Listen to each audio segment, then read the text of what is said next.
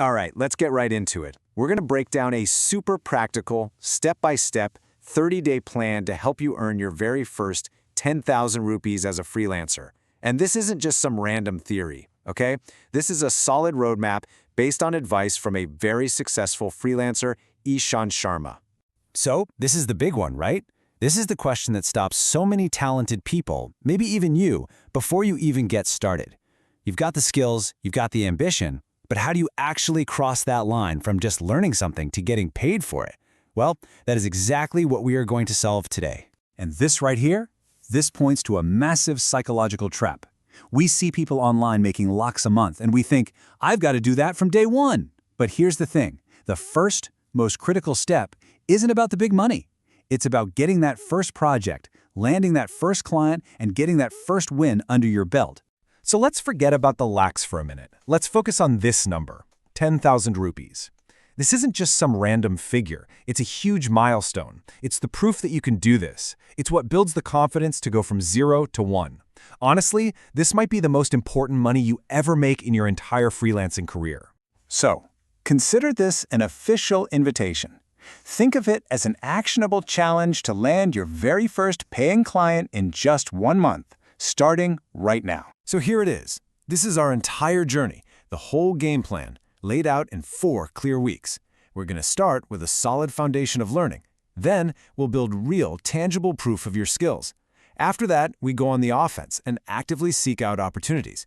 And finally, we'll learn how to attract clients to you. See? It's a logical path from preparation to action. All right, week 1. This is all about getting your tools ready. You can't build a house if you don't know how to swing a hammer, and you got to know what the wood costs. It's the exact same thing here. Learn a skill and research your market. Now, the #1 rule for week 1 is to specialize. Pick one thing. The person who says they're a coder and a marketer and a designer all at once, they usually get hired by no one. So just pick one of these in-demand skills. It could be video editing, content writing, you could even become a Notion expert. The key is to just choose one path. Exactly. This is so important. Do not fall into the trap of analysis paralysis. The goal right now isn't to pick the perfect skill for the rest of your life. It's just to pick one, commit to it for 30 days, and start building. You can always change your mind later. Just start. Okay, once you've got your skill, you need to decide who it's for. Remember that old saying, if you chase 2 rabbits, you won't catch either one? It's true.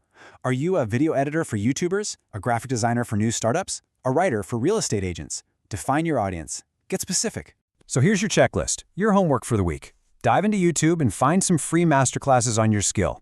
Pinpoint exactly who your target audience is. Then, do some market research. Go on sites like Fiverr and Upwork and see what other freelancers are charging for the exact same services. Take notes. You need to understand what your work is worth before you even try to sell it. And that brings us to week 2. You spent a week learning and researching. Now it's time to turn that knowledge into something real. We are building your proof of work. Now listen up, because this is a total game changer. Most beginners just wait around for a client to give them a project so they can build a portfolio. But you don't have to wait. You can create your own projects starting today. So, how do you do it? Simple. First, pick a brand you absolutely love. Let's say Vistara Airlines or maybe Taj Hotels. Then, just create a project for them.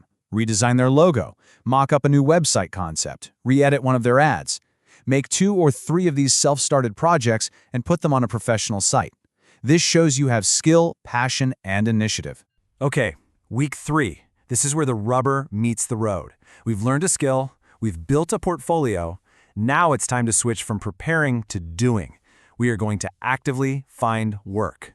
Look, you've basically got 2 choices. There's the passive approach, where you set up a profile and just wait, hope for the best.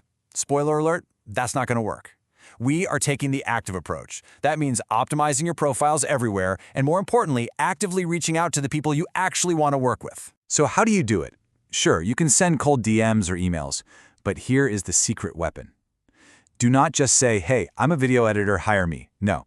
Instead, take one of their existing videos, edit a quick 30-second clip to the best of your ability, and send it to them. Say something like, hey, I love your content. Here's a short clip I edited for you, totally free. You lead with value, not with an ask. It changes everything. Now for the final phase, week 4. We've been going out to find clients. Now let's make the clients come to us.